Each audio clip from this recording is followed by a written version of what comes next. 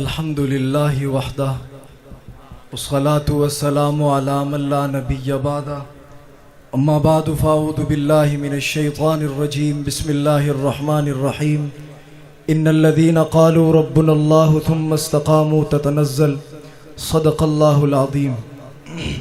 واجب الاحترام اکابر علماء کرام، اسٹیج پر جلوہ گر، جانشین مرشد، قائد مرکزیہ علامہ مسرور نواز جنگی صاحب، شاعر عظیمت، فناف الصحابہ، میرے اور آپ کے دلوں کی دھڑکن حضرت مولانا مفتی سعید ارشد الحسینی صاحب دامت برکاتہم العالیہ، آج 22 فروری 2025 عوام کا ٹھاٹے مارتا ہوا سمندر چرچی گراؤنڈ جھنگ شریف میں موجود ہے۔ میں نے 3-4 دن قبل کہا تھا طوفان برپا ہے، کفر و نفاق ہوا ہے دنگ، طوفان برپا ہے، کفر و نفاق ہوا ہے دنگ، غلامان صحابہ جمع ہو رہے ہیں شہر جنگ۔ آج 22 فروری 2025 کو آپ چرچی گراؤنڈ میں جمع ہو کر 1990 کی دہائی کا وہ منظر کفر اور رفس کو بتلا رہے ہیں۔ جس نے یہ سوچا تھا کہ حق نواز کو قبر کی پاتال میں اتار دوں گا تو یہ نظریہ دب جائے گا۔ جس نے یہ سوچا تھا کہ 1990 کی دہائی میں یہ حق نواز جسے قبر کی پاتال میں اتارنے کے بعد کفر کے مد مقابل کوئی آواز نہیں اٹھے گی، لیکن رب نے منظر بدلا۔ آج 2025 22 فروری بروز ہفتہ چرچی گراؤنڈ میں عظیم الشان فقید المثال تاریخ ساز اجتماع منعقد ہے، جہاں صرف جنگ کی عوام نہیں ہے بلکہ ملک پاکستان کے کونے کونے، کوچے کوچے، قریہ قریہ، بستی بستی، شہر شہر، گاؤں گاؤں سے حق نواز جمع ہیں، پیغام دے رہے ہیں۔ 1990 کی دہائی میں ایک حق نواز قربان ہوا، رب نے ہر شہر سے حق نواز پیدا کر دیے۔ کفر پیغام دے رہا تھا کہ میں شہر جنگ کو ویران کر دوں گا، کفر پیغام دے رہا تھا کہ میں 1990 کی دہائی میں حق نواز کو قبر کی پاتال میں اتار کر حق نواز کے شہر کو ویران کر دوں گا۔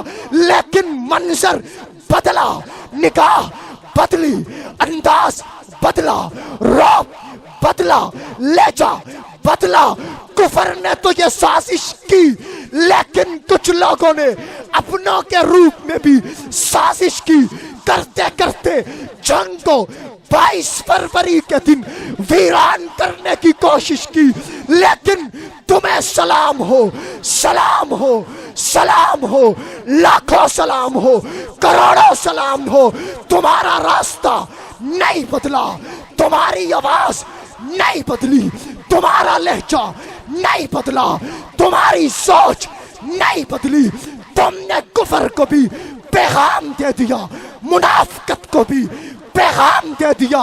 حالات جیسے بھی ہو، وقت جیسے بھی ہو، لمحہ جیسے بھی ہو، مشکلات ہو تب راحت ہو، تب خوشی ہو، تب غم ہو، تب ہر حال میں ہم حق نواز کے ساتھ ہیں، حق نواز کے گھرانے کے ساتھ ہیں۔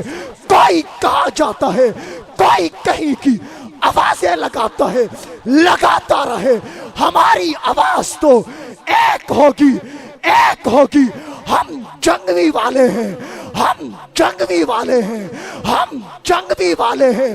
اس لیے تو آج حق نواز کے شہر میں آواز گونج رہی ہے، پیغام گونج رہا ہے، نظریہ گونج رہا ہے، زور سے گونج رہا ہے، شور سے گونج رہا ہے۔ ہر بندہ حق نواز بن کر پیغام دے رہا ہے، تیری آواز میری آواز، ہاتھ اٹھا کے تیری آواز میری آواز، حق کی آواز، سچ کی آواز۔ حق نواز کو قبر کی پاتال میں اتارنے والے نے سوچا حق نواز کو شہید کر دیں گے، یہ آواز نہیں اٹھے گی۔ رب نے حق نواز کے گھرانے سے اس مشن کی تطہیر کے لیے مسرور کا انتخاب کر دیا۔ رب نے اس مشن کی تطہیر کے لیے، جس مشن پر 12,000 شہداء کا خون لگا، جس مشن پر لوگ قربان ہوئے، جس مشن پر لوگوں نے جانیں دی، حق نواز کیا، ایثار کیا، مختار کیا، ضیاء الرحمن کیا، علی شیر کیا، ہزاروں شہداء گئے۔ اس مشن کے ساتھ غداری کرنے کی کوشش کی گئی، اس مشن میں ہیر پھیر کرنے کی کوشش کی گئی، قوم کے دلوں سے حق نواز کو نکالنے کی کوشش کی گئی، قوم کے دل و دماغ سے حق نواز کو دور کرنے کی کوشش کی گئی، قوم کے دل و دماغ سے پیغام دیا جانے لگا اب حق نواز نہیں ہے، حق نواز قبر کی پاتال میں اتر چکا ہے۔ رب نے اس مشن کی تطہیر کے لیے پیغام دے دیا۔ حق نواز تو 1990 کی دہائی میں قبر کی پاتال میں اتر چکا تھا، وہ حق نواز 1990 کا تھا۔